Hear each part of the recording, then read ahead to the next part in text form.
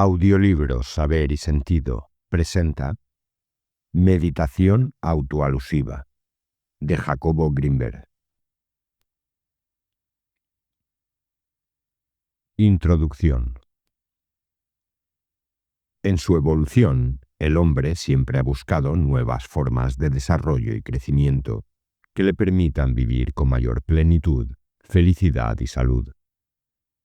En este sentido, en los últimos años, algunas técnicas de meditación se han empezado a divulgar, creando un movimiento creciente de interés dirigido al autoconocimiento y a la expansión de la conciencia.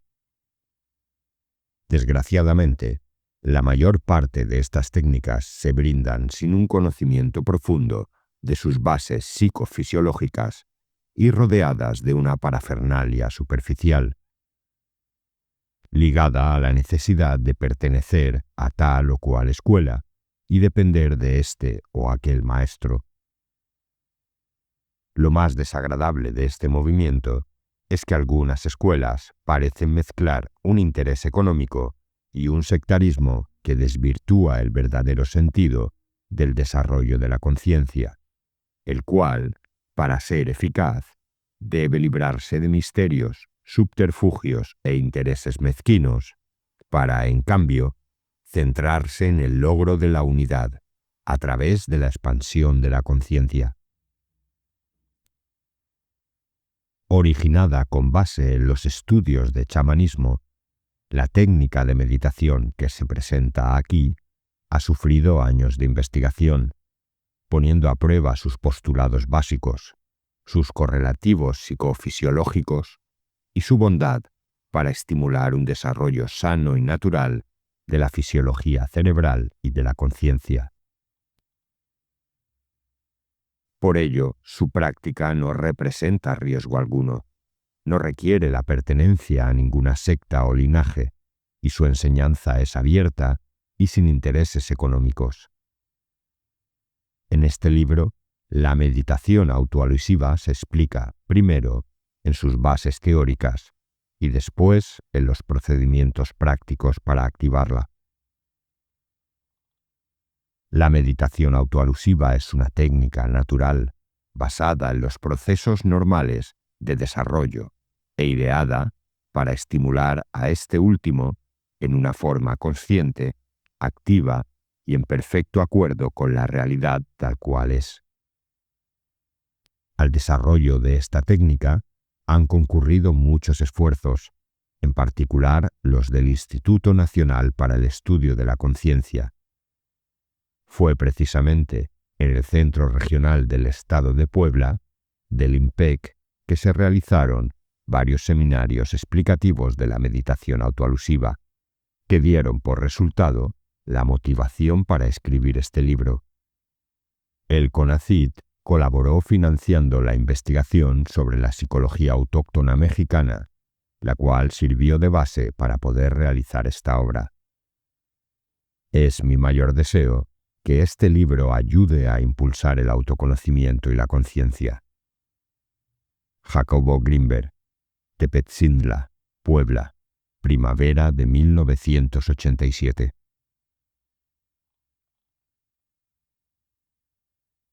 Parte 1. Teoría.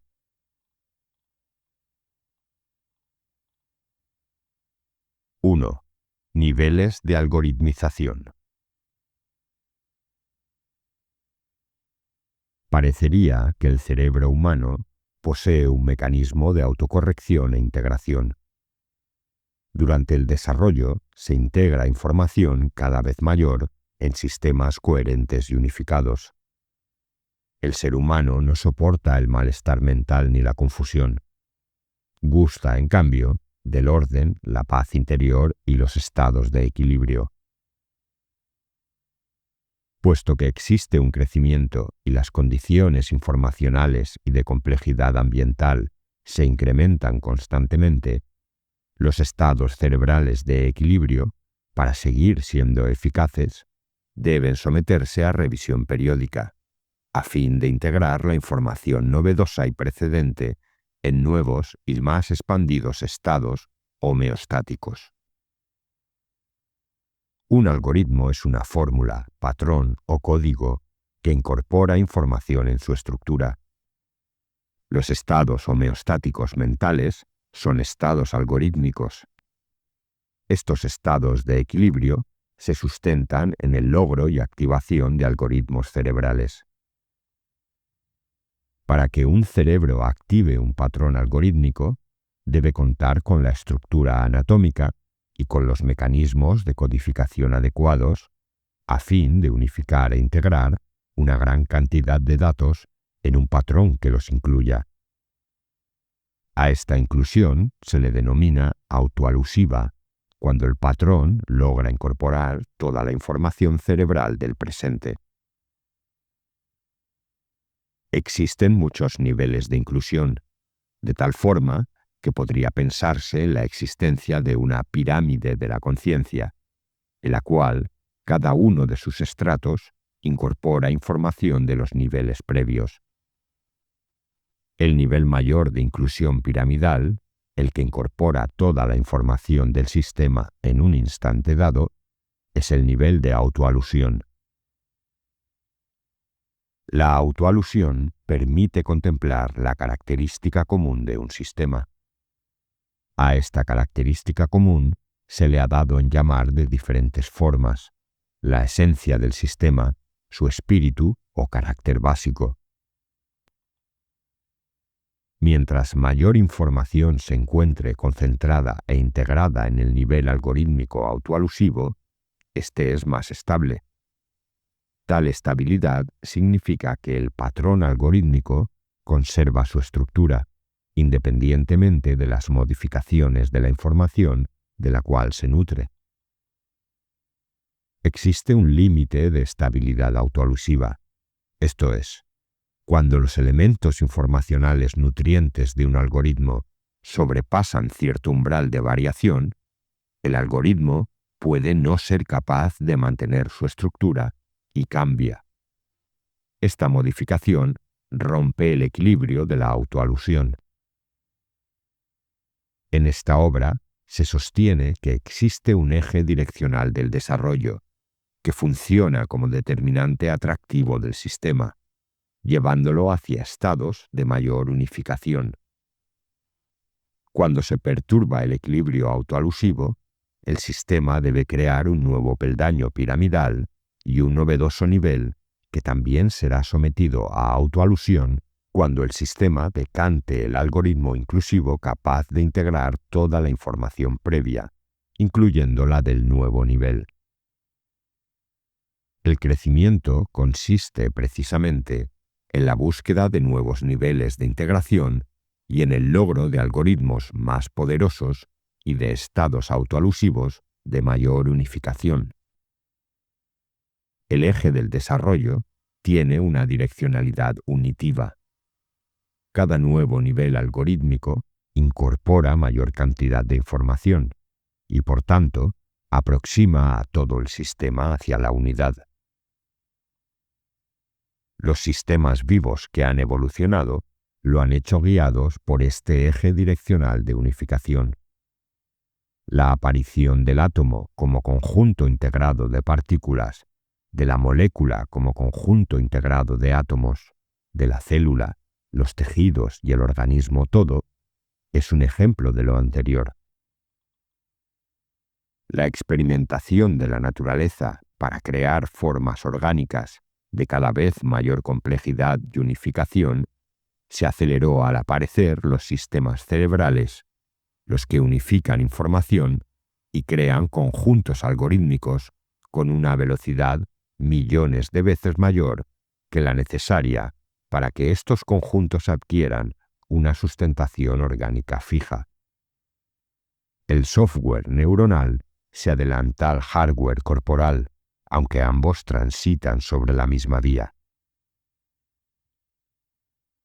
No es posible lograr un estado de autoalusión satisfactorio a menos que el nivel novedoso de integración, el resultante del último desequilibrio autoalusivo, se haya completado. Es decir, no es posible encontrar el algoritmo de un sistema a menos de que éste haya experimentado todas las contingencias de su nuevo estado. A esto se debe que no se pueden efectuar saltos en el crecimiento. Las drogas, por ejemplo, que en la época psicodélica activaron saltos del desarrollo algorítmico, fallaron porque sin ellas los sistemas cerebrales retornaban a niveles previos de desarrollo.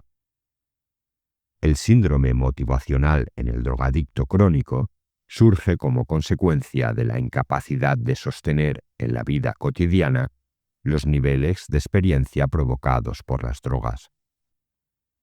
Por otro lado, si existiera alguna técnica que estimulara el desarrollo naturalmente, impulsando la unificación, la creación algorítmica y la autoalusión, esta técnica podría satisfacer el legítimo anhelo humano de situarse en un proceso de crecimiento significativo y tendiente al logro del contacto con la realidad. Esta técnica existe y es la meditación autoalusiva. 2.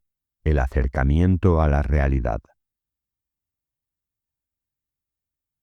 La unificación durante el desarrollo algorítmico tiene su modelo en, por lo menos, dos procesos cerebrales: la creación de patrones neuronales inclusivos y el desarrollo de campos neuronales de sinergia incrementada.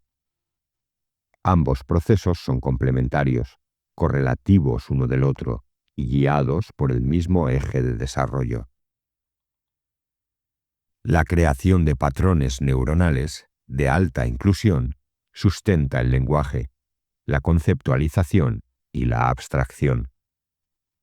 La creación de campos neuronales de incrementada sinergia es el fundamento de la experiencia de unificación. Según la teoría sinérgica, el cerebro crea un campo de interacciones capaz de modificar la estructura de la matriz del espacio-tiempo. Esta alteración unifica la actividad cerebral con el resto de la creación en diferentes niveles, dependientes de la densidad informacional del campo neuronal, su coherencia y frecuencia, es decir, su sinergia. A mayor sinergia del campo, mayor unificación. A su vez, la sinergia del campo neuronal depende del poder algorítmico de los patrones neuronales de inclusión que el cerebro ha logrado activar. Existen diferentes niveles de la conciencia, cada uno de los cuales depende del nivel sinérgico del campo neuronal y del poder algorítmico del patrón neuronal de inclusión. En cada uno de estos niveles se activan experiencias reales, pero la realidad de la cual surgen es la de la unidad total. La experiencia de la unidad es la experiencia de la realidad. Esta realidad sustenta todos los niveles de la conciencia y fundamenta la existencia de cualquier experiencia. Se logra un acercamiento a la realidad a medida que se logra unificar mayor cantidad de información. Esto no quiere decir que el proceso sea de tipo intelectual o teórico. Más bien, la unificación informacional para provocar un acercamiento a la realidad debe ser vivida auténticamente como una expansión de conciencia, en la cual la identificación con aspectos cada vez más globales se fortalezca y acentúe. Estamos acostumbrados a identificar nuestra identidad personal con niveles de las realidades que no son la realidad. Creemos ser un cuerpo o una mente. Creemos ser una idea o una teoría. Creemos ser nuestras emociones. Creemos ser un país o una bandera. La identificación con nuestro cuerpo es la más profunda y generalizada identidad. Junto con ella nos identificamos con nuestro dinero, propiedades y posesiones. Algunos creemos ser nuestro cerebro y pensamos que desapareceríamos si éste fuera destruido. En realidad, somos la realidad misma, y no una de sus partes o porciones. Esta realidad es lo que da vida a nuestra conciencia, independientemente de sus contenidos. Esta realidad es, al mismo tiempo, la base de cualquiera de nuestras experiencias. Uno de los sistemas orientales que más se aproxima al estudio y activación práctica de la experiencia de la realidad es el Mahamudra. Esta técnica budista afirma que todos los contenidos de las realidades son reflejados por el espejo de la mente, el cual es totalmente puro. La técnica mahamúdrica consiste en experimentar ese espejo independientemente del contenido de sus reflejos. Esto implica no identificarse con el contenido de la experiencia, sino con su origen, y esto está más cerca de la realidad. En otras palabras, el meditador de la técnica Mahamudra aprende a focalizar su atención en el sustrato común de toda experiencia, en su origen mismo, independientemente de su cualidad y contenido. Este origen tiene su modelo en la estructura de alta coherencia de la matriz, latiz, del espacio. De hecho, según la teoría sintérgica, puesto que la experiencia aparece en la interacción de esta matriz con el campo neuronal, el sustrato de cualquier experiencia y su origen mismo es el estado puro e inalterado de la latiz, previa a cualquier modificación interactiva. Este sustrato puro es el que el meditador atiende durante el Mahamudra. Sin embargo, esto no quiere decir que lo que el budismo llama espejo de la mente sea esta latiz, también conocida bajo el nombre de campo cuántico. Este último es un modelo físico de algo que, como la conciencia, no puede ser reducido al mundo material. Al mismo tiempo, es necesario recordar que lo que denominamos mundo material y lo que conocemos como objetos sólidos surge y representa a una descodificación limitada de una de tantas realidades. La solidez y la separabilidad es más una resultante de un procesamiento cerebral que una realidad en sí misma. Ya inclusive, la física ha demostrado el carácter dual partícula-onda de cualquier objeto. Los límites y las fronteras que parecen separar un objeto de otro son relativos al umbral perceptual.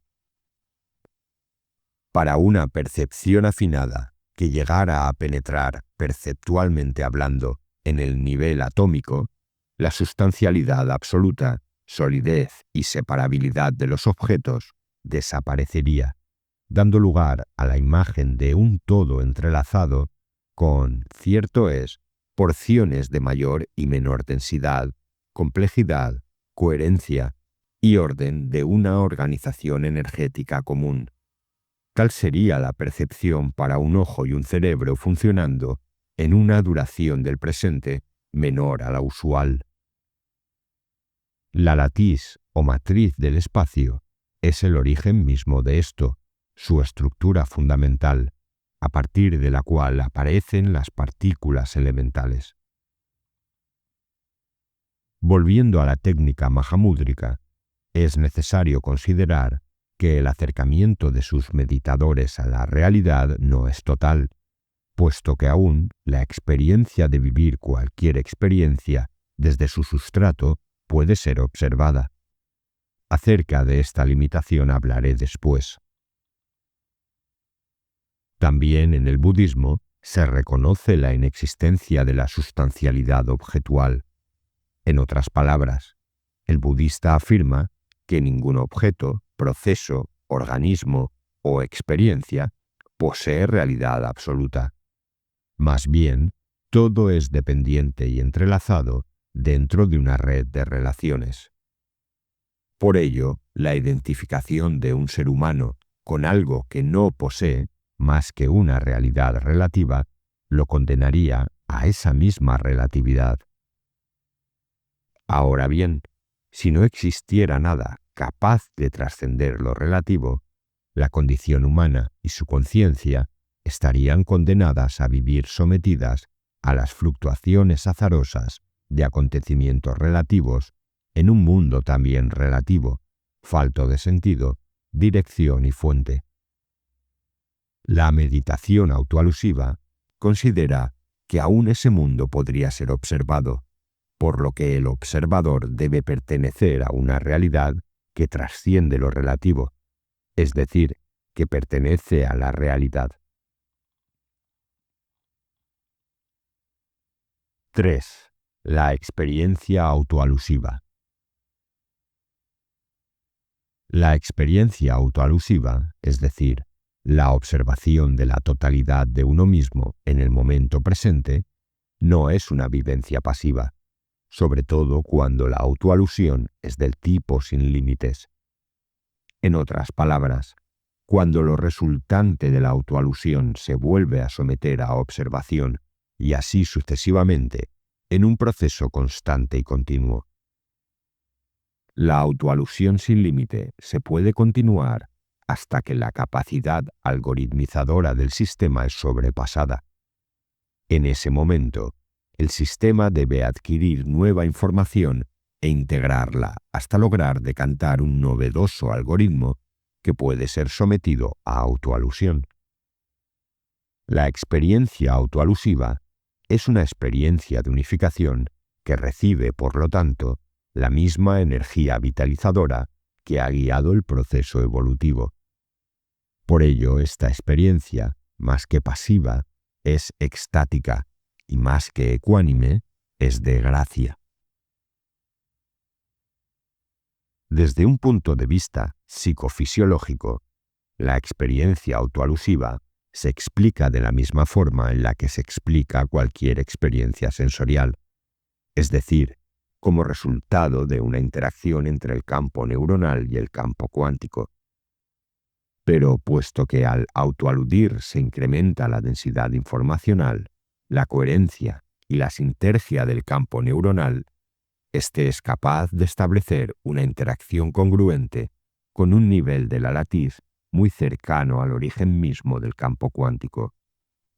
Por ello, la experiencia resultante es la que el budismo llama nirvana, la que el sufismo llama faña y la que se podría expresar como conciencia pura o yo puro. Por otro lado, aunque la experiencia de la presencia yoica puede surgir en cualquier zona de la interacción de campos, existen preferentemente 3 localizaciones principales para su aparición.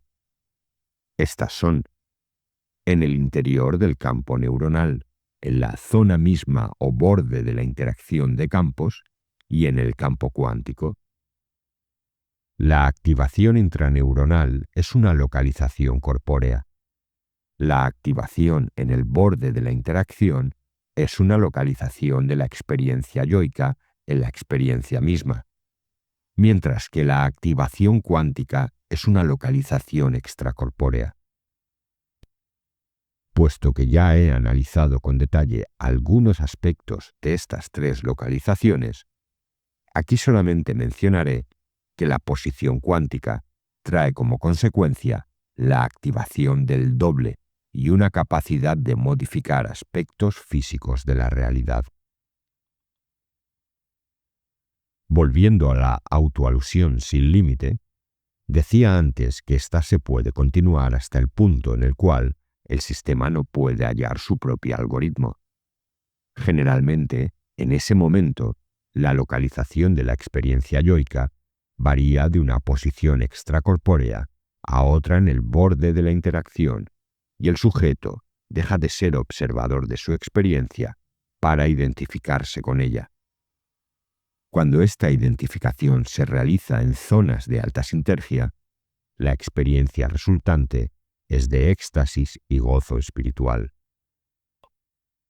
Cuando se logra algoritmizar y por lo tanto se autoalude el estado previo, el sistema completa un nuevo nivel de desarrollo e inicia de nuevo su proceso de desarrollo hacia una mayor unificación. Por ello, la meditación autoalusiva es una técnica altamente activa viva y vital. La meditación autoalusiva incrementa la conciencia, fortalece la acción y no requiere ni de encierros, silencios o inclusive de aislamientos para progresar. Es un procedimiento totalmente natural que permite estar en el mundo, aunque no ser del mundo. Es decir, para el meditador autoalusivo ya no existe identificación con el mundo, pero persiste su vivencia en él. No niega la existencia del mundo, lo trasciende, localizándose más cerca del observador y de la realidad que de cualquier realidad. La capacidad de autoalusión no admite límites o metas. Sin embargo, para progresar, requiere fuerza de voluntad y poder personal, y este último, para existir, no admite distracciones inútiles o placeres efímeros.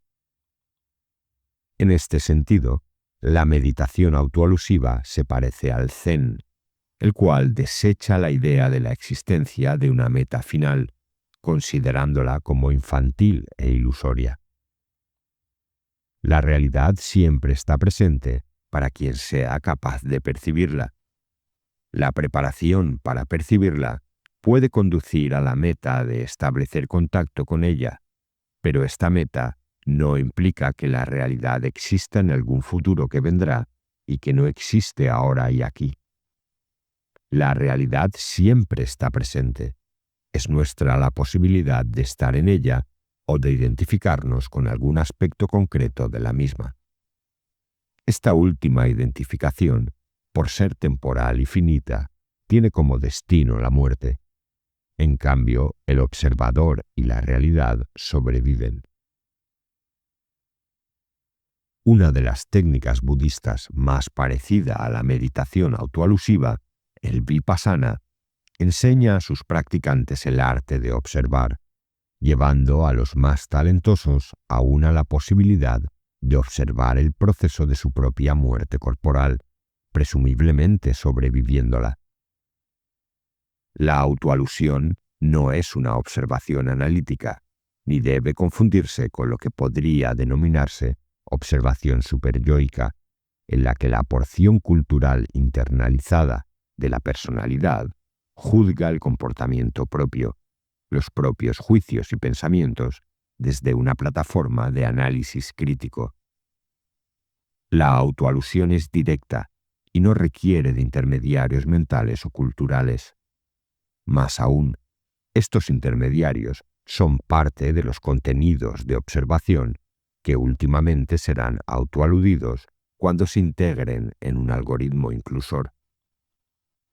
Por lo anterior, el observador no es el superyo freudiano, ni tampoco es una zona o nivel de la mente, como equivocadamente sostiene el budismo.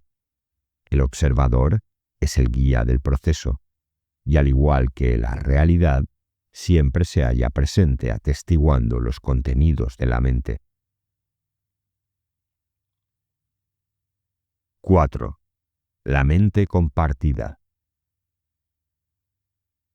La mente es compartida y no privada. Los pensamientos y el estado de conciencia de un sujeto se comunican directamente a otros sujetos. La mente, en realidad, forma parte de la misma interacción de campos de la cual surge la experiencia sensorial. Por ello, el contenido de la mente está inscrito en la misma latiz del campo cuántico, de la cual forman parte todos los campos neuronales. Cuando se autoalude, indefectiblemente, se observan contenidos que pertenecen a otras mentes con las cuales se mantienen relaciones.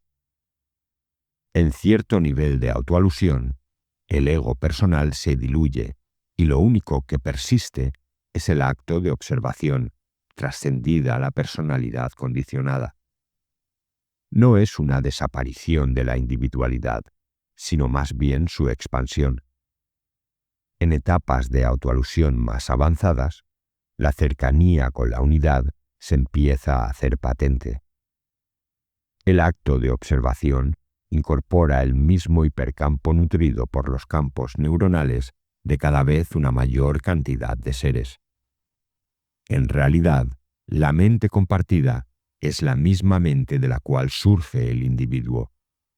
Su sustancia básica, el campo cuántico, no admite propietarios, y así, todo camino cuya dirección acerque a la unidad debe enfrentarse con la existencia de ella. En esa instancia existen, por lo menos, dos posibilidades de elección. Por un lado, la aceptación de la propia identidad como capaz de incluir al todo, o el rechazo del otro, considerándolo como esencialmente extraño al uno. En el primer caso, el camino conduce a la desaparición del ego y a la unidad. En el segundo, se activa la separación y el aislamiento. En la meditación autoalusiva, es esencial aprender a aceptar cualquier contenido de la propia mente, independientemente de su procedencia, forma parte de la conciencia y ésta de la unidad, la que se pretende vivir. Por ella, la autoalusión sin aceptación es imposible. Desde otro punto de vista, la algoritmización solamente procede cuando se acepta la información. Si ciertos contenidos son rechazados, los que se consideran ajenos y provenientes de otras mentes, y otros son aceptados, los que se sienten como propios, el algoritmo que se decantará será, a lo sumo, parcial e incompleto, y una autoalusión de la totalidad no podrá prosperar. La aceptación, sin embargo, no implica ni identificación ni conformismo. Se acepta para trascender y para transformar, no para limitarse e identificarse. El objetivo de la autoalusión es llegar al propio ser, aquel que lo incluye todo, pero que no se identifica con nada, aquel que lo puede observar todo, pero que no puede ser abarcado por ningún esquema mental, analítico o intelectual. En alguna ocasión, Sri Aurobindo decía que la realidad era como un cielo limpio y libre de obstáculos, a través del cual pasan los pensamientos como si fueran pájaros. Estos viajan de uno a otro extremo del cielo sin dejar huella, sin alterar el equilibrio del espacio vacío, sin ensuciar la atmósfera. La autoalusión requiere de aceptación para permitir que los contenidos fluyan sin bloqueos, sin crear tensiones, para que la identificación con alguno de ellos no prospere, para mantener libre de suciedad la realidad del cielo. La autoalusión es solamente una técnica que permite un acercamiento a la realidad, nunca es un fin en sí misma. El objetivo de la meditación autoalusiva es la realidad, pero ésta no puede describirse ni explicarse. Cuando se aceptan los contenidos de cualquier experiencia, manteniendo la actitud de observación y se autoalude sin límites, se establece contacto con la realidad. 5. La realidad. No existe cuerpo ni mente, ni nada que autoaludir. No hay pensamientos que perturben el estado de existencia pura sin límites. Toda forma parte de lo mismo. No existen ni secciones ni niveles, solo paz y existencia. Todo vibra y es vital. Todo produce amor y pertenece al mismo ser, y él es yo, y yo soy él. Constantemente se crea, pero no existe separación alguna entre creador y creación, y todo es uno. El arribo a la realidad es inconfundible. No existen dudas ni consideraciones analíticas, ni cuestionamientos. Simplemente se está allí, aunque no se puede localizar en ninguna parte. En la realidad todo está unificado, pero la existencia que se experimenta no puede reducirse a la unidad. Aquella está más allá de ella, y al mismo tiempo está en ella. Existe, simplemente existe. Es, además, totalmente natural y simultáneamente totalmente asombrosa. No existe en ella inconsciencia, ni materia, ni objetos, ni personas separadas. Todos son el mismo ser, y éste es uno, pero no es amorfo. Existe en total equilibrio y amor. Existe en paz y más allá del pensamiento. Es la realidad. Parte 2. Práctica. 6. Fortalecimiento de la atención. Anapana. La práctica de la meditación autoalusiva está basada en la observación, y esta, para ser efectiva, implica el fortalecimiento de la atención. Por considerar que la atención es la herramienta fundamental, este capítulo está dedicado a su manejo y fortalecimiento. Cualquier objeto o actividad puede ser utilizado para fortalecer la atención, pero entre todos, el propio cuerpo y los movimientos respiratorios son los más adecuados. Al mantenimiento de la atención en estos últimos, el budismo lo denomina anapana. En todos los ejercicios de atención se deben respetar los límites naturales del sistema. Se sugiere utilizar ciclos de 20 minutos aproximadamente, aumentando la duración del ejercicio paulatinamente. En un lugar tranquilo, libre de insectos y bien ventilado, se aconseja sentarse cómodamente, de preferencia con ropa suelta y con el estómago semivacío. Ya sentado, se cierran los ojos y se atiende a la entrada y salida del aire de los propios pulmones, sin forzarla y tratando de que el ritmo respiratorio sea natural y tranquilo. Durante unos minutos, el practicante atenderá a su respiración, intentando sentir cada vez con mayor detalle el paso del aire en el interior de la nariz, el llenado y vaciado de los pulmones, los cambios de temperatura asociadas, las sensaciones corporales acompañantes, la posición de su espalda, etc. La meta de este primer ejercicio es mantener la atención sin desviaciones y sin perder detalle del proceso respiratorio durante 20 minutos.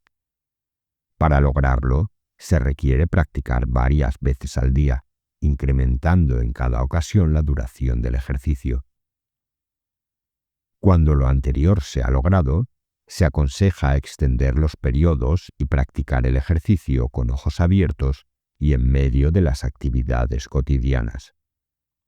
En otras palabras, se pretende que la atención sea mantenida durante la vida diaria y no solamente en periodos especiales.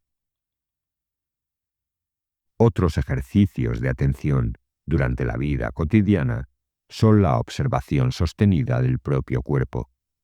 Se recomienda al practicante mantener su atención en su cuerpo, observando y sintiendo las diferentes posturas que éste adopte en diferentes circunstancias, al caminar, al sentarse, al estar de pie y al acostarse. Mientras mayor sea la duración del periodo durante el cual el practicante sea capaz de prestar atención a su propio cuerpo, más fácilmente logrará activar la meditación autoalusiva. Otro de los ejercicios de atención que son aconsejables es la percepción de la forma, colores y detalles de textura de los objetos, sin juzgar ni analizar su significado, importancia, utilidad o denominación. En este ejercicio se fortalece la capacidad de atender en forma directa y sin mediaciones intelectuales. Además de lo anterior, este ejercicio permite lograr un acceso fresco y vital a la realidad perceptual. El practicante debe utilizar estos ejercicios diariamente y durante el mayor tiempo posible. Idealmente, deberá sostener su atención sin interrupciones ni desviaciones durante todo el día, alternando entre su focalización en la respiración, las posturas corporales y los objetos. 7. Observación del cuerpo. Vipassana. Esta es una técnica budista que actualmente se practica en países tales como la India, Sri Lanka, etc. Una de las variantes prácticas en Birmania, de acuerdo con una vieja tradición revivida por Goenka, es la que se presenta en este capítulo. Cuando el practicante ha logrado fortalecer su atención, de acuerdo con las instrucciones del capítulo pasado, hasta ser capaz de mantenerla enfocada durante un mínimo de 20 minutos, sin dispersiones ni desviaciones, podrá practicar Vipassana. En esta técnica, el practicante aprende a sentir su cuerpo, primero parte por parte, y más tarde en su totalidad, hasta experimentarlo como una unidad. Se recomienda al practicante de Vipassana ejercitarse en esta técnica en el mismo lugar limpio, ventilado y libre de insectos, en el cual practica su anapana y como continuación de la misma. En otras palabras, el practicante se sentará cómodamente, cerrará los ojos y comenzará a concentrar su atención en sus movimientos respiratorios hasta lograr mantenerla fija y sin desviaciones. Esta es la preparación para Vipassana. Una vez logrado lo anterior y en la misma postura y situación, el practicante dirige su atención hacia la parte superior de su cabeza, vértex, y la mantiene así hasta sentir alguna sensación en esa zona. La sensación puede ser táctil, vibratoria, cosquilleante, de temperatura o de cualquier otro tipo. Una vez logrado lo anterior, el practicante atiende a las sensaciones que existen alrededor del vértex hasta recorrer toda la parte alta de la cabeza.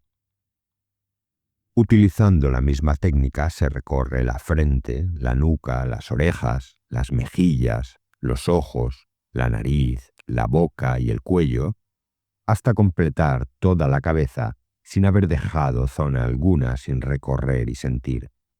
No importa la cualidad de la sensación. Lo importante es que no se dejen zonas ciegas. Cuando una de estas es hallada, la atención debe mantenerse en ella hasta despertar alguna sensación, cualquiera que sea. Según Goenka, sensaciones de dolor deben ser observadas con la misma ecuanimidad y desapego que las de placer. Una vez terminada de reconocer la cabeza, se practica la misma técnica con hombros, brazos, manos, espalda, pecho, vientre, caderas, nalgas, órganos genitales, muslos, piernas, pies y dedos, hasta recorrer el cuerpo en su totalidad. El recorrido se repite una y otra vez, activando puntos ciegos y observando todas las sensaciones que se produzcan con desapego y ecuanimidad. Poco a poco se intenta sentir la unidad corporal hasta llegar a observar y sentir el cuerpo como una unidad completa. Una de las formas de lograr lo anterior es unificar partes ya recorridas. Por ejemplo, después de observar todas las partes de la cabeza, esta se observa como unidad, sin simultáneamente perder la observación de todas sus partes. A continuación se hace lo mismo con toda la espalda, después de haber recorrido todas sus partes. La unidad de la cabeza y de la espalda se unifican, percibiéndolas completas y simultáneas en un nuevo acto de observación. Poco a poco se unifican todas las partes, sin perder detalle de las mismas, hasta lograr la observación unificada y simultánea de todas y cada una de ellas. En realidad, lo que estamos haciendo es activando y decantando algoritmos que se van haciendo cada vez más inclusivos, hasta que se logra activar el algoritmo de unificación de toda la imagen corporal, el cual es observado. La observación de la unidad corporal debe poderse mantener en la vida cotidiana. Sumado a este vipassana de la superficie del cuerpo, también es necesario observar los órganos internos. Para ello, Después de recorrer toda la superficie corporal, se procede a enfocar la atención en el interior, empezando por la región de la cabeza. Un procedimiento práctico para realizar lo anterior consiste en situar la atención en un círculo perpendicular al eje corporal. Se recorre toda la superficie del círculo, primero en la zona más alta del cráneo, y poco a poco se le hace penetrar a través del cerebro, manteniendo la observación de toda su superficie. El círculo se hace descender paulatinamente, recorriendo todo el cuerpo. Otro procedimiento consiste en penetrar unos 1000 metros para ver en cada zona de observación de la superficie en cada recorrido de toda esta. En cada recorrido se presta atención a las sensaciones localizadas más profundamente, hasta poder recorrer todo el interior del cuerpo. El algoritmo de unificación corporal, para ser completo, debe incluir tanto la superficie como el interior del cuerpo. Vipassana, además de preparar al aspirante a la meditación autoalusiva, tiene un efecto inmediato de limpieza corporal profunda, curación de malestares, dolores y enfermedades, y prevención de las mismas. Sobre todo, fortalece la capacidad de observación, la atención y la conciencia, al despertar las sensaciones dormidas de las zonas ciegas. A estas zonas el budismo las considera de ignorancia, por lo que su reavivación significa eliminar esta ignorancia, expandiendo de esta forma la conciencia. Con esta preparación, estamos listos para realizar el siguiente paso, la observación de la mente. Capítulo 8. Observación de la mente. La mente no existe como una entidad concreta e independiente, ni como un objeto delimitado separado de otros objetos. Al hablar de la mente no se hace referencia a la existencia de una masa materializada que posee atributos sensibles tales como color, forma, textura o localización en algún lugar del espacio. Más bien se hace referencia a un proceso dinámico que se manifiesta en forma de pensamientos, memorias e imágenes. Por ello, la observación de la mente es la observación de los contenidos de la misma. En el contexto de la meditación autoalusiva, la observación de los contenidos de la mente se realiza hasta lograr que el sujeto de la experiencia sea capaz de observar el origen, mantenimiento y desaparición de cualquier pensamiento, memoria o imagen sin identificarse con ellas, es decir, hasta que el sujeto de la experiencia se convierta en el observador de la mente. La mejor forma de lograr lo anterior es adoptar la misma postura de meditación que en Anapana y Vipassana, pero atendiendo al observador. Cuando se logra la observación desapegada de los contenidos mentales espontáneos, el siguiente paso consiste en activar voluntariamente un pensamiento o imagen, observando su origen, mantenimiento y desaparición, sin identificarse con ellas, tal y como si fueran objetos externos. El procedimiento detallado para lograr todo lo anterior se describirá en las siguientes secciones. Observación de pensamientos espontáneos. Sentados cómodamente y con la espalda recta, se hace Anapana y luego Vipassana hasta lograr la observación de la unidad corporal, utilizando el mismo procedimiento descrito antes en este libro. Una vez logrado lo anterior, la atención se dirige hacia cualquier pensamiento que surja espontáneamente. El contenido del pensamiento puede variar en un grado infinito de posibilidades. Puede ser acerca del significado de lo que se está haciendo, hacia los logros obtenidos, acerca de algún recuerdo, referente a algún plan o en relación a alguna idea novedosa, etc. En cualquier caso, el pensamiento se deja fluir sin juicios de valor y sin bloqueos. En caso de que un juicio aparezca, también se le observa sin reprimirlo. Simplemente se permite que la mente escoja cualquier curso que desee, con tal de observar los desarrollos y derivaciones sin identificarse con estos.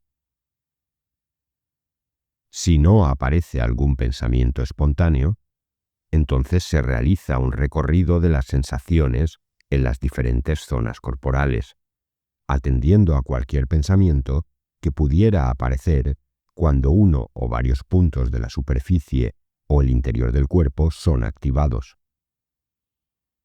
A medida que se repiten los recorridos atendiendo al contenido del pensamiento, el surgimiento de éste se podrá observar con mayor claridad y detalle. De la misma forma ocurrirá con su mantenimiento, desarrollo y desaparición.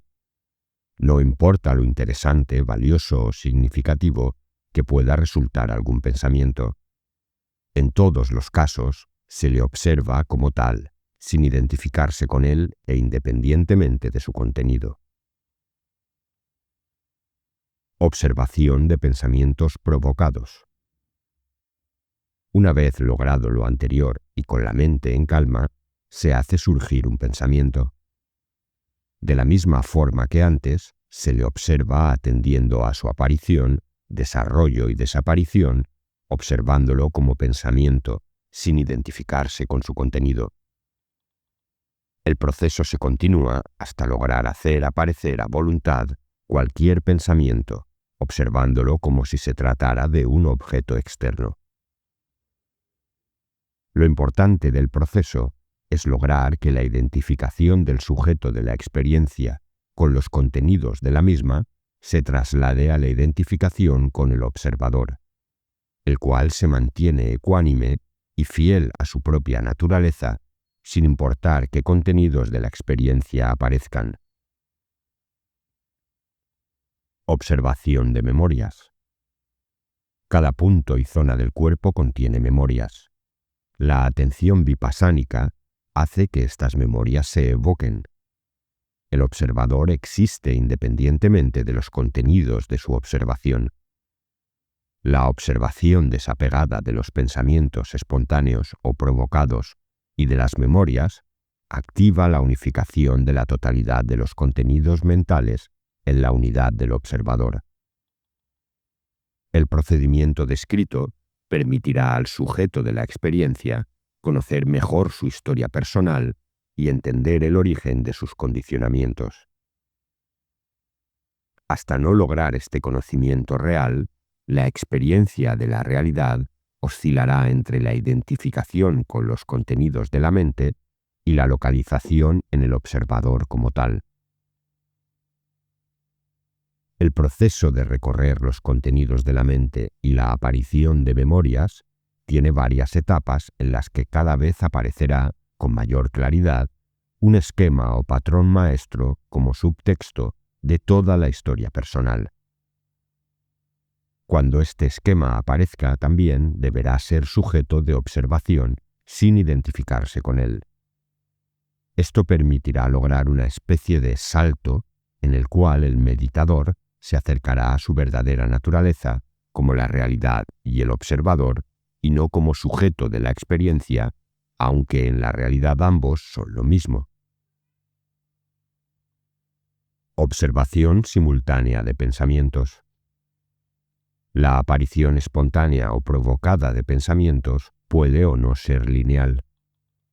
Inclusive varios pensamientos pueden aparecer juntos en secuencia o en ausencia de ella.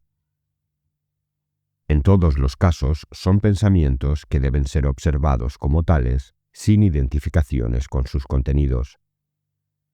Puede ocurrir que aparezca un pensamiento acerca de la naturaleza de la mente simultáneamente con un juicio acerca de algún evento de la historia personal. El meditador debe ser capaz de observar cualquiera de los contenidos del pensamiento, independientemente de su grandeza o vileza, como simples pensamientos, sin identificarse con ellos. aún el pensamiento de no identificarse con ellos debe ser observado como un pensamiento. La mente se ha conceptualizado como un lago y los pensamientos como las olas del mismo. La posición del observador permite observar el lago y sus olas desde una perspectiva de testigo sin identificarse con ellos. Para poder observar todo el contenido de la mente, será necesario fortalecer la atención de la observación de pensamientos aislados y luego proceder a la observación simultánea de cada vez mayor cantidad de pensamientos, unificándolos como lo que son, diferentes contenidos de una misma unidad de la que el observador es el testigo desapegado. Para ello, el meditador activará voluntariamente varios pensamientos simultáneos, observándolos todos al mismo tiempo, de la misma forma en la que procedió a observar la unidad corporal después de atender a cada una de sus partes. La unificación de los pensamientos puede hacerse paulatinamente uno por uno y más adelante, atendiendo varios en forma simultánea, hasta lograr adquirir la maestría unificada de observador de todos. El mismo procedimiento de observación de pensamientos se aplicará para cualquier otro contenido de la mente, especialmente para las imágenes internas que surgen de la misma. La técnica de activación de imágenes se explicará a continuación. Observación de imágenes. La observación de imágenes internas puede realizarse antes, después o simultáneamente a la de los pensamientos, memorias o cualquier otro contenido de la mente. La mejor forma de ver una imagen interna consiste en localizar algún punto o zona iluminada dentro del panorama oscuro que aparece al cerrar los ojos. Cuando se logra localizar uno de esos puntos, el meditador debe concentrar toda su atención en él, esperando que su estructura se comience a desenvolver ante el ojo de su mente, hasta aparecer como una imagen interna. Continuamente el cerebro se encuentra activo. Miles de millones de procesos neuronales ocurren a cada instante. La posibilidad de que estos procesos se manifiesten en forma de imágenes, pensamientos o de cualquier otra forma depende de factores tales como la historia personal, la estructura genética y el entrenamiento. Para el meditador interesado en la realidad del observador y no en la identificación con sus contenidos, la cualidad específica de estos es secundaria. El entrenamiento en la observación de las imágenes internas permite que éstas puedan ser contempladas como contenidas en la unidad del observador y no como elementos de identificación. Cuando se logra mantener la atención en algún punto luminoso del campo visual interno, el punto atendido se transformará en imagen interna, la que se podrá observar percibiendo su surgimiento, mantenimiento, evolución y desaparición como si se tratara de un pensamiento. Para quienes las imágenes internas surgen espontáneamente, el proceso de observación de las mismas es similar al de la observación provocada a partir de un punto luminoso. En ambos casos se les atenderá observando su surgimiento, desarrollo y desaparición, recordando que son contenidos de la mente y sin identificarse con ellos. La observación puede continuar hasta que el meditador logre observar varias imágenes simultáneas o secuenciales sin perder su postura de observador de las mismas. Observación simultánea de imágenes, memorias y pensamientos. Por último, se procederá a realizar una observación libre y simultánea de cualquier contenido de la mente independientemente de su cualidad y características, manteniéndose como testigo de las mismas hasta lograr una observación de la unidad del pensamiento e imagen y de cualquier otro contenido de la mente. 9. La observación de las emociones. Solamente nos hacen falta 2 pasos más para poder describir la técnica de la meditación autoalusiva, que son la observación de los componentes emocionales de nuestra psique, llámenseles a estos sentimientos o simplemente emociones, y la observación de patrones. Esta última será tratada en el próximo capítulo. La observación de las emociones es difícil, porque casi siempre nos identificamos con nuestros estados emocionales, por lo que una observación desapegada de los mismos resulta todo un reto. Nos sucede algo parecido a lo que acontece con nuestro papel social. Es relativamente fácil identificarse con él, sobre todo porque la sociedad constantemente nos impone esa identificación. Pero de la misma forma en la que el papel social es un juego y nunca nuestra identidad real, así nuestras emociones, como nuestros pensamientos, pueden ser observadas desde una plataforma ecuánime, desapegada y no identificada con sus contenidos de observación. Desde esta plataforma, las emociones y los pensamientos se ven pasar, como si estuvieran pasando por sí solos. Alan Watts lo describe muy bien cuando dice: se siente como si todo fuera yo, o como si todo, incluyendo mis propios pensamientos y acciones, estuviera sucediendo por sí solo. Una forma práctica de observar las emociones consiste en contemplar sus efectos corporales uno por uno. En otras palabras, en hacer vipassana corporal durante la activación emocional. Esta observación disecada faculta para realizar una observación ecuánime y desapegada de la emoción en sí misma. Es aconsejable disecar los efectos corporales y observar la emoción unificada en forma simultánea. Para ello, se sugiere captar el instante en el cual se inicia una emoción, observando inmediatamente los cambios corporales que la acompañan. Estos pueden consistir en alteraciones del ritmo cardíaco, modificaciones en la profundidad y la frecuencia respiratoria, movimientos y sensaciones en el estómago y los intestinos, cambios de tensión muscular, etc. Es aconsejable realizar un recorrido corporal observando todos los cambios que acompañan la emoción. Esta observación debe realizarse sin juicios o críticas, sino más bien en un estado neutral ecuánime. Después de lo anterior y en pasos sucesivos, es aconsejable ir uniendo las sensaciones hasta lograr realizar una observación unificada de todas las alteraciones corporales durante la emoción. Una vez realizado lo anterior, se puede intentar una observación directa de la emoción como sentimiento en sí mismo, sin disecciones u observaciones parciales. Por último, es aconsejable intentar una observación simultánea de la emoción en sí misma y de los componentes corporales que la acompañan.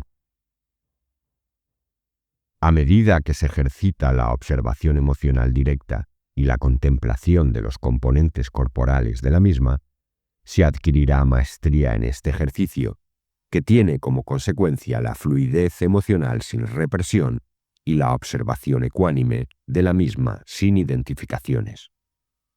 Al mismo tiempo, esta técnica trae como consecuencia la limpieza emocional y la capacidad para mantenerse unificado sin perder centro durante los procesos emocionales. Es conveniente aprender a identificar las diferentes emociones y descubrir sus dinámicas, causas y estímulos desencadenantes. El conocimiento de nuestro ser emocional, de sus procesos y condicionamientos, conduce a una vida más sana y fluida. La observación sostenida de los cambios emocionales y el descubrimiento de sus dinámicas nos ayuda a ser dueños de nosotros mismos en un nivel mucho más total y profundo que lo usual.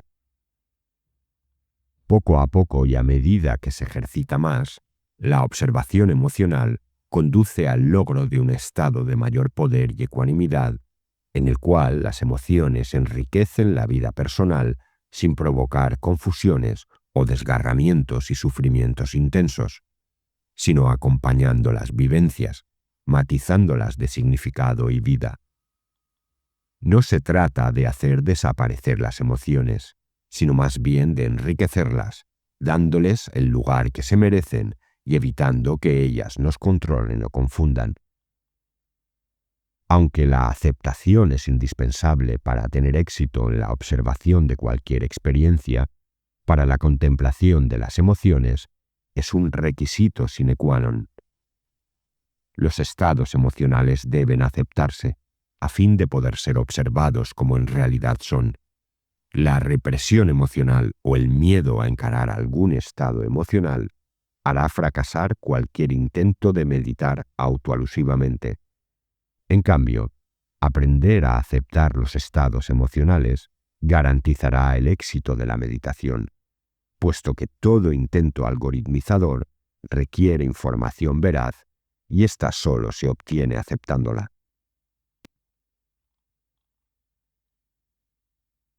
10. La observación de patrones. Una vez logrado todo lo anterior, solo falta un paso más para iniciar la práctica de la meditación autoalusiva. Puesto que esta técnica implica la capacidad de algoritmización, la práctica de la autoalusión se fortalece si previamente a su instrumentación se realizan ejercicios algorítmicos. Estos ejercicios se describirán en este capítulo y consisten en la observación de patrones.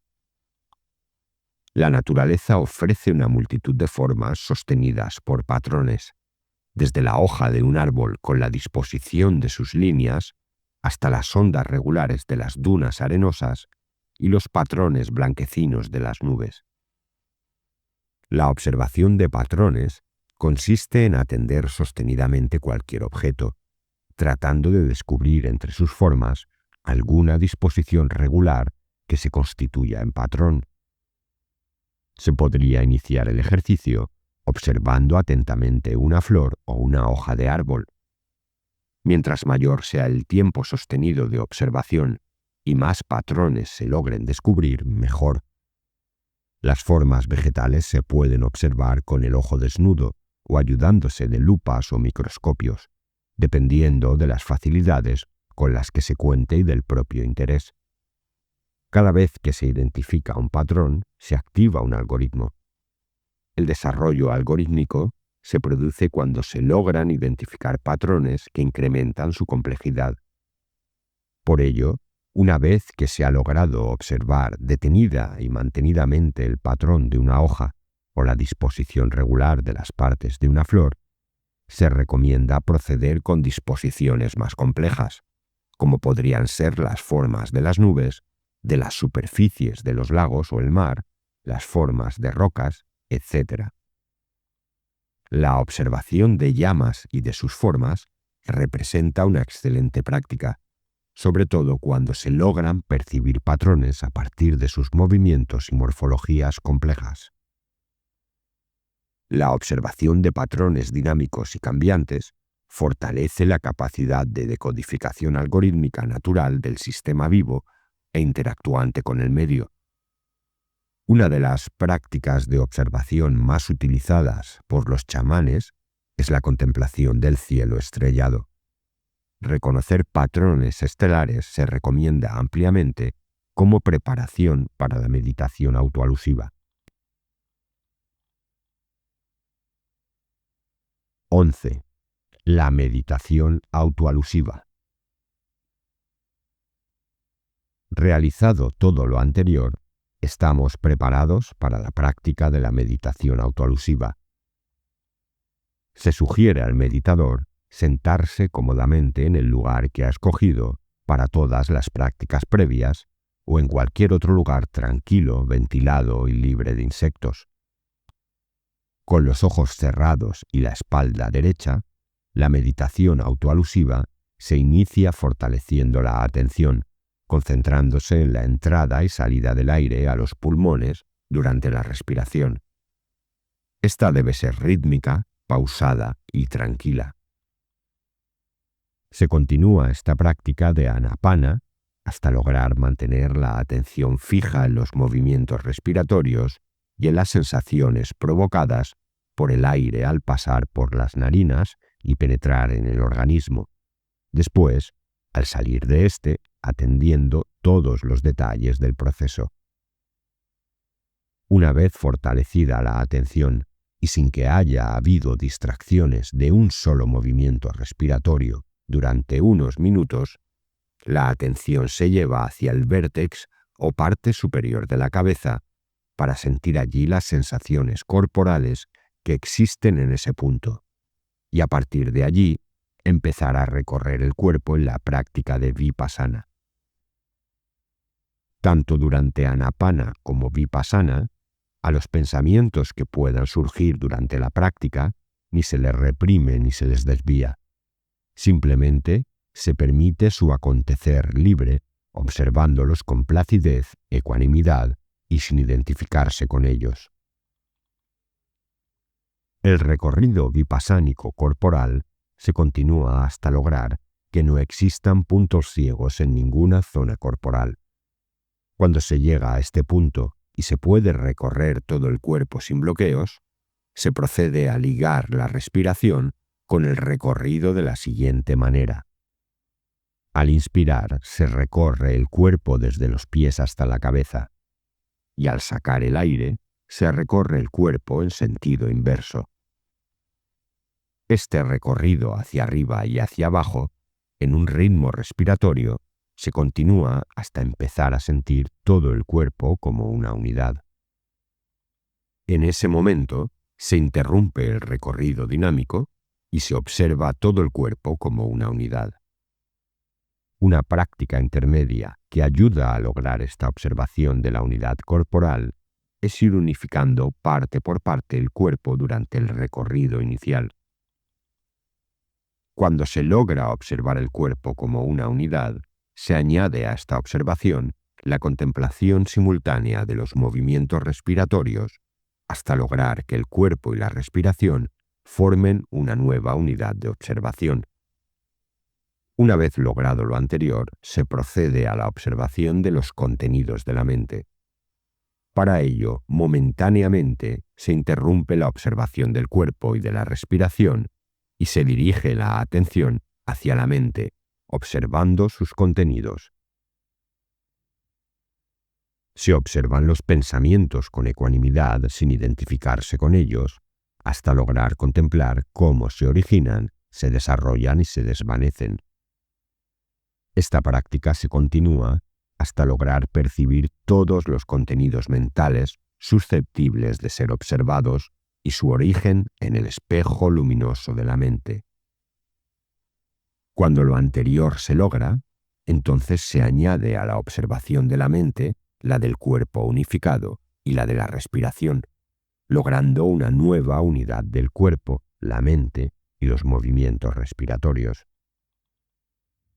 Después de lo anterior, la atención se focaliza en las emociones, abandonando momentáneamente la observación de la unidad del cuerpo, la mente y la respiración. Las emociones se observan primero como tales, sin hacer disección de sus componentes viscerales y vegetativos, y después poniendo atención a los cambios corporales que las acompañan. Cualquier emoción que surja espontáneamente es observada con ecuanimidad, sin juzgarla, analizarla o calificarla. De la misma forma en la que se deja fluir cualquier pensamiento sin represiones ni desviaciones, se dejan fluir las emociones hasta lograr observarlas junto con todos sus cambios corporales, sin identificarse con ellas y estos. Una vez logrado lo anterior, se observan simultáneamente las emociones, sus cambios corporales, la mente y sus pensamientos, el cuerpo y la respiración en una nueva unidad que los incorpora a todos. A esta observación de la unidad de todos los componentes de la experiencia susceptibles de ser contemplados, se les denomina observación de la totalidad de uno mismo en el presente. Obviamente, esta observación de la totalidad no es de la totalidad de todo el universo, sino únicamente de la que es posible realizar en el presente. La observación de la totalidad de uno mismo en el presente es la meditación autoalusiva en sus componentes. El siguiente paso en la técnica consiste en observar la resultante de la unión de todos los elementos de uno mismo en la sensación de mismidad o del sí mismo. Al igual que en la observación de las emociones como tales y en la observación disecada de los componentes corporales, viscerales y vegetativas que las acompañan, la contemplación autoalusiva de uno mismo consiste en la observación disecada de todos los componentes de la experiencia susceptibles de ser observados y de la observación de la resultante unificada. Se recomienda al meditador lograr una maestría en la observación de los componentes antes de intentar la observación del sí mismo unificado. Cuando la observación del sí mismo unificado se puede realizar en forma directa, conviene, de vez en cuando, hacer una cuidadosa revisión de los componentes de la experiencia, observándolos con el objeto de corregir y enriquecer los algoritmos de inclusión resultantes de la unificación. La meditación autoalusiva puede fortalecerse practicándola durante la vida cotidiana, sin necesidad de horarios especiales o de lugares apartados, incorporando en la observación no solamente los componentes que he indicado, sino también los elementos sensoriales y los preceptos visuales y auditivos.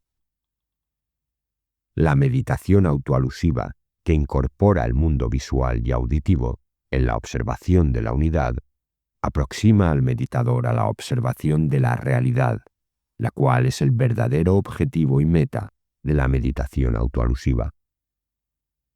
En la física contemporánea, al algoritmo que logra describir un sistema dinámico muy complejo se le llama atractor extraño. Si suponemos que en el cerebro existen atractores extraños, estos podrían considerarse como las guías del sistema durante el proceso autoalusivo. Imagínese el lector uno de los momentos en los que el nombre de una persona se olvida momentáneamente y al quererlo recordar se tiene la sensación de que el nombre olvidado se encuentra, por así decirlo, en la punta de la lengua. De alguna manera, para la conciencia en busca del nombre, la sensación y la búsqueda parecerían estar guiada precisamente por un atractor extraño.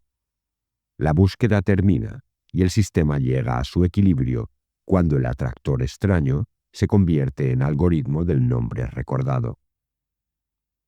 Algo similar acontece en la meditación autoalusiva, en la cual debe suponerse la existencia de una guía o atractor extraño que literalmente atrae el sistema hacia la decodificación algorítmica, pero no de un nombre, sino del estado total y real del sujeto en un presente determinado.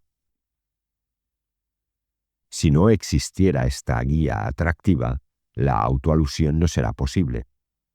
Es como si el sistema contuviera presente su estado de desarrollo futuro y atrajera hacia aquel a sí mismo. Puesto que el estado que se activa con la meditación autoalusiva es el del contacto con la realidad, y ésta existe siempre, el atractor extraño que guía la autoalusión es esta realidad omnipresente, omniabarcante y omnisapiente. Esta realidad es la del observador. En el cristianismo esotérico, el observador se representa como un ojo en el interior de un triángulo. El triángulo representa la trilogía cristiana, y el observador ojo es lo que unifica al Padre, al Hijo y al Espíritu Santo. El secreto de la trilogía cristiana y lo que la unifica es el observador. Muchos de los linajes de los chamanes de México han incorporado este símbolo y lo veneran profundamente. En el hinduismo también existe una trilogía, la de Krishna, Vishnu y Shiva, el creador, el sostenedor y el destructor. Esta trilogía está contenida en el ser, Purusha, Atman, el cual es intocable y permanece inconmovible independientemente de los cambios que sufra el universo, es decir, ocupa un lugar similar al del observador. En la India se dice que al ser no lo quema el fuego, no lo moja el agua, ni ningún arma puede herirlo. El objetivo de la meditación autoalusiva es precisamente el encuentro con la realidad del observador y el ser, a través de la activación algorítmica de poder inclusivo incrementado. Como hemos visto, esta técnica consiste en observar la totalidad de uno mismo en el presente. Esta totalidad es unidad de todos los procesos que coexisten en un determinado instante. Con la práctica constante, esta observación de la totalidad de uno mismo se logra sin esfuerzo. La autoalusión es la observación del estado característico desde una perspectiva libre de identificaciones. Es un verse a sí mismo desde una postura trascendente y simultáneamente neutra. En este verse, el sujeto se acerca a sí mismo libre de contenidos, porque la observación no es intelectual o incluso lógica, sino más bien directa y total. Como ya vimos, para lograr la unificación se procede poco a poco uniendo varios aspectos. Primero de todas las sensaciones corporales, después de los pensamientos y emociones. En otras palabras, primero se procede con la técnica de Anapana y Vipassana hasta lograr la unificación de la imagen corporal.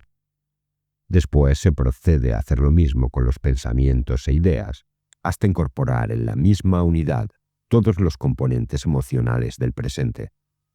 La unificación de todas las experiencias en una sola produce la sensación de identidad de la totalidad de uno mismo en el presente.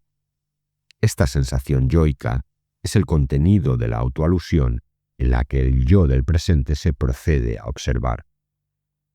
Con la práctica se hace innecesaria la unificación paulatina de todas las esferas de experiencias, porque el meditador se vuelve capaz de identificar su mismidad y observarla directamente. 12. La meditación autoalusiva permanente y sin límite. Cuando se logra autoaludir sin secuencias intermedias, el siguiente paso en la práctica es mantener la observación autoalusiva en forma permanente. Para ello es necesario fortalecer la atención focalizada que impida la distracción y mantenga la observación durante la vida cotidiana. La meditación autoalusiva no debe confundirse con una contemplación analítica o una activación del pensamiento crítico y de los juicios. El meditador autoalusivo permanente siempre recuerda quién es él y permanece alerta evitando identificarse con los contenidos de su experiencia. Simplemente se observa a sí mismo autoaludiéndose. Cuando se logra autoaludir, la experiencia de mismidad se transforma.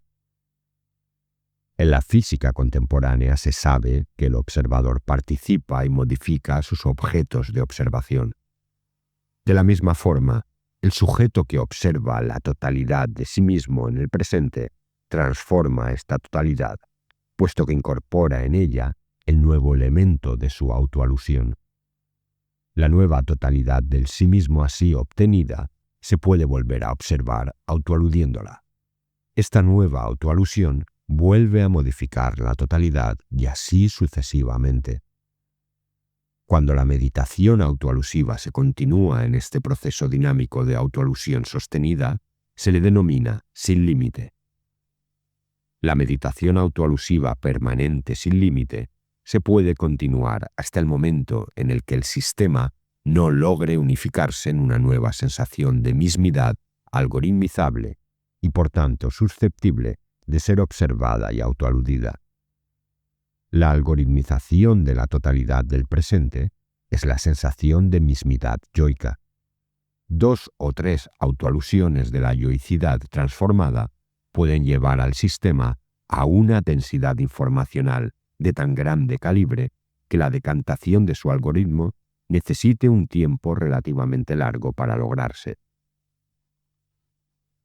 Si durante esta búsqueda algorítmica se mantiene la observación, más tarde o más temprano, el sujeto podrá unificarse en una sensación de yoicidad susceptible de ser observada.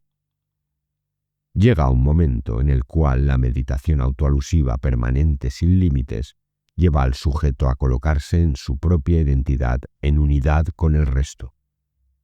En conclusión, la meditación autoalusiva permanente y sin límite es la capacidad de observar la totalidad de uno mismo en todo instante, sin identificaciones con cualquiera de sus contenidos, manteniendo y recordando la realidad.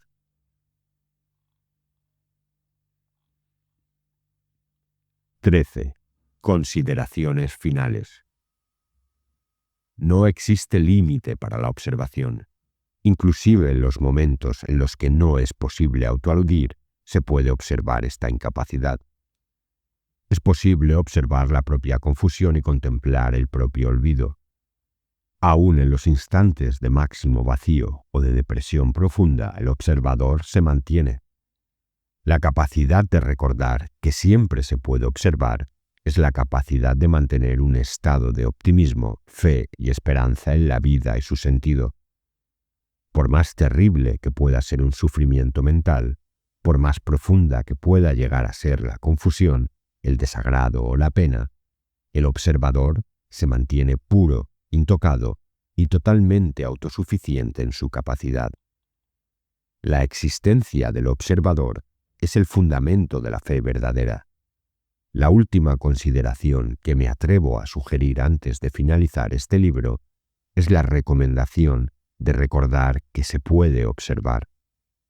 El fortalecimiento de esta memoria y su aplicación en todo momento asegurará que cualquier ser humano se vuelva cada vez más dueño de sí mismo, optimista y sabedor de que siempre existe un siguiente paso. Apéndice: el observador y la latiz. Uno de los aspectos más interesantes acerca de la concepción de la latiz es su gran similitud con las propiedades del observador. Tanto el observador como la latiz son una singularidad. Además, ambos son constructos no dependientes a partir de los cuales se generan manifestaciones diversas en número infinito. Independientemente de la aparición de cualquier partícula elemental y todos los compuestos químicos y objetos del universo, la latiz se conserva como sustento único y singular. De igual forma, el observador es único y singular independientemente de los contenidos de su experiencia.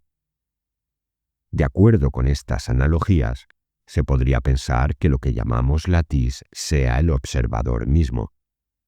Esto estaría de acuerdo con la experiencia de identidad del observador con el sujeto de la experiencia, cuando el cerebro de este último y su campo neuronal alcanzan una alta coherencia.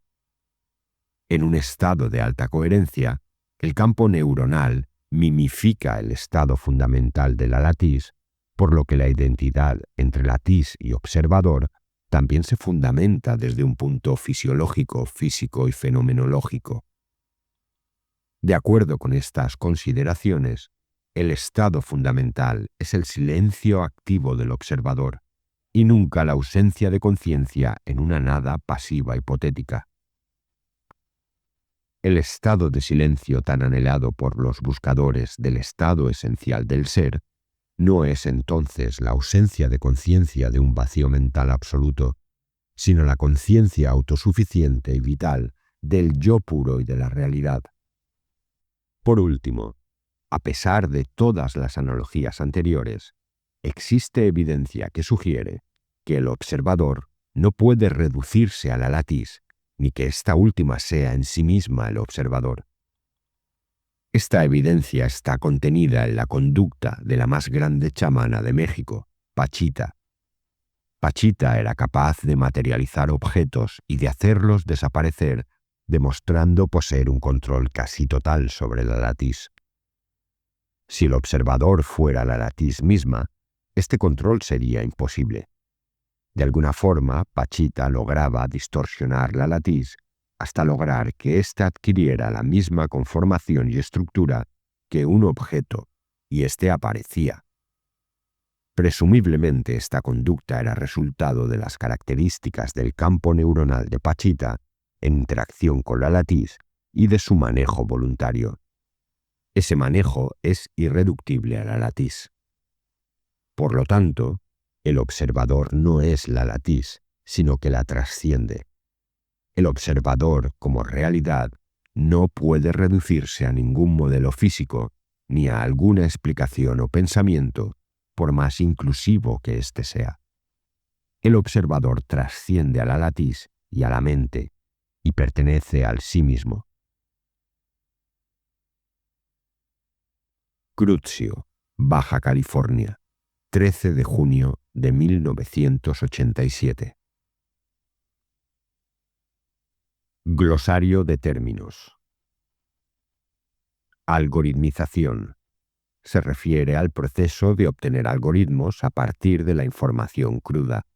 Es un mecanismo de concentración de datos y aumento de la densidad informacional. Algoritmo. Un algoritmo es un patrón, una estructura, una fórmula matemática o cualquier otro proceso capaz de contener grandes cantidades de información en una forma reducida y concentrada. Un buen ejemplo de un algoritmo es la estructura del ADN capaz de contener toda la información acerca de un cuerpo. La descodificación de un algoritmo produce la recuperación de la información que concentra su estructura. En el caso del ADN, su decodificación da lugar a un cuerpo. Atractor extraño. En la física se refiere al algoritmo que describe un sistema complejo y hacia el cual el sistema prospera. Autoalusión. Es la observación de una totalidad desde una perspectiva de no identificación con sus contenidos. Equivale a la observación de un algoritmo desde fuera del mismo. Campo cuántico. Se refiere a la latiz del espacio-tiempo. Campo neuronal. Es la actividad global de un cerebro vivo que resulta de las interacciones de todos los elementos neuronales que lo forman. El campo neuronal es una alteración tridimensional hipercompleja de la latiz del espacio-tiempo. Existen alrededor de 12.000 millones de neuronas en el cerebro humano. El número de interacciones posibles entre todas las neuronas es igual al número total de partículas que existen en el universo. Cuando cada una de las neuronas se activa, crea una microdistorsión de la latiz del espacio-tiempo. Al conjunto total de estas microdistorsiones de la latiz del espacio-tiempo se le llama campo neuronal. Circuitos de convergencia. Se refieren a un tipo de conexiones entre neuronas en las cuales muchos elementos envían información a un número menor formando circuitos que incluyen grandes cantidades de información en pocos elementos. A través de estos circuitos de convergencia se puede algoritmizar información. Condicionamientos. Conductas aprendidas como resultado de la asociación de un estímulo con una respuesta, de varios estímulos o varias respuestas. Descodificación. Se refiere a la reconstrucción lógica de la información incluida y concentrada en algoritmos. Doble. Se refiere al cuerpo energético de un chamán localizado en el hipercampo. Duración del presente. Es el tiempo mínimo necesario para crear una experiencia consciente. Cada modalidad perceptual tiene su propia duración. Por ejemplo, la duración del presente dentro de una imagen visual es de alrededor de 50 milisegundos, que es el tiempo mínimo necesario para crear un perceptor visual. Ego. Se refiere al yo de la personalidad, distinto al yo puro o al self, por ser dependiente de una historia personal individual. Espacio-tiempo. De acuerdo con la teoría de la relatividad propuesta por Einstein, el espacio y el tiempo forman una unidad inseparable. En la estructura básica de la latiz, el tiempo no transcurre y no existen objetos ni partículas elementales. Un cambio en la organización de la latiz aparece como un objeto y un cambio temporal. Si desapareciera la latiz, el espacio, el tiempo y la materia no existirían. La desaparición de todo objeto y del tiempo acabarían con la latiz. Hardware. tecnicismo que se refiere a la estructura física de los circuitos electrónicos de una computadora. Hipercampo. Conjunto de interacciones entre todos los campos neuronales, la latiz del espacio-tiempo. El hipercampo es la conformación de mayor complejidad de la latiz del espacio-tiempo. Identificación. Es el creer y sentir que los contenidos de la experiencia son el mismo. Imágenes externas.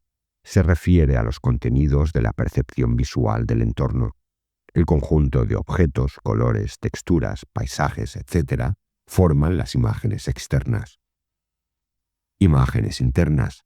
Se refiere a los contenidos de la percepción visual del mundo interior. Inclusión por convergencia. La actividad de los circuitos de convergencia resulta en la creación de algoritmos inclusivos, es decir, patrones neuronales que concentran la información previamente dispersa. Un algoritmo neuronal es una inclusión informacional en la cual los patrones de la actividad de muchas neuronas se concentran en pocas. Latiz. De acuerdo con la mecánica cuántica, el espacio-tiempo posee una estructura básica de total coherencia y simetría a la que se denomina latiz. La latiz forma también el fundamento de la materia, puesto que cualquier alteración de su estructura básica y fundamental da lugar a una partícula elemental. Todo compuesto químico y cualquier campo energético son alteraciones específicas de la latiz. El concepto de latiz surgió de los estudios de cristalografía de rayos X, en los cuales la estructura de los cristales aparecía como una red o matriz. La latiz del espacio-tiempo podría conceptualizarse como una red o matriz hipercompleja penetrándolo todo. Meditación. Resulta de la capacidad de mantener la atención focalizada en algún contenido de la experiencia en el interior o en la superficie o en el exterior del cuerpo. Meditación autoalusiva. Es la observación sostenida de la totalidad de uno mismo en el presente. Micropotenciales dendríticos. Son las oscilaciones del potencial de membrana de las dendritas neuronales. Las dendritas son excrecencias del cuerpo neuronal encargadas de recibir información proveniente de otras neuronas. Según algunos neurofisiólogos, ver Carl Pribram, el conjunto de micropotenciales dendríticos de una población neuronal forman frentes de onda hipercomplejos que se transmiten a lo largo y ancho del cerebro. Cada micropotencial dendrítico es una alteración de la latiz del espacio-tiempo. Cada frente de onda también. El conjunto de micropotenciales dendríticos y todos los frentes de onda forman parte del campo neuronal. Mundo relativo. El mundo de los objetos concretos, las emociones temporales y las identificaciones restringidas. Niveles de algoritmización. Cada vez que se logra obtener un algoritmo a partir de cierta información, se activa un nivel de algoritmización. El proceso puede seguir, pero ahora utilizando como datos para el siguiente nivel los algoritmos del previo. Niveles de inclusión. Se refiere a los niveles de algoritmización. La información se incluye en cada nivel y puede ser observada desde el siguiente. El proceso es paralelo a la observación autoalusiva, en la cual la información incluida en un nivel es observada desde el nivel que la alude. Observador. Se refiere al sí mismo o al yo puro identificado consigo mismo, el testigo de la mente. Observador, en minúsculas. Es el sujeto de la experiencia identificado con los contenidos de la mente. Es un testigo asociado al ego. Precepto visual. Es una imagen perceptual formada por detalles, objetos, formas y texturas, resultante de la interacción entre el campo neuronal y la latiz del espacio-tiempo. Realidad, en mayúsculas. Es el yo puro. Realidad, en minúscula. Se refiere a los objetos, cuerpos y transformaciones energéticas resultantes de las alteraciones de la estructura básica y fundamental de la latiz del espacio-tiempo. Rol social. El papel que nos ha impuesto la sociedad en su seno. Self, el yo puro. Es la identidad con el todo en ausencia del ego. El self trasciende al ego. Sintergia. Es una medida de la coherencia, densidad informacional y redundancia de una información. Mientras mayor valor tengan las variables anteriores, mayor será la sintergia. La estructura informacional de mayor sintergia es la de la latiz del espacio-tiempo en su estado básico. Software, tecnicismo que se refiere a los programas de una computadora. Subtexto, se refiere en un nivel coloquial a lo que la física llama atractor extraño. Es lo que se encuentra entre líneas, el mensaje oculto detrás de las palabras y los argumentos verbales o conductuales. Sujeto de la experiencia. Es el sujeto identificado con su experiencia. Es quien se siente inmerso en su sentir. Superyo. En la teoría freudiana se refiere al mecanismo moral introyectado. Es la parte de la mente estructurada que juzga y establece los ideales del yo. Cuando estos no se alcanzan, el superyo ejerce su acción castigando al sistema. Teoría sintérgica. Según esta teoría, la experiencia surge como resultado de la interacción entre el campo neuronal y la latiz del espacio-tiempo.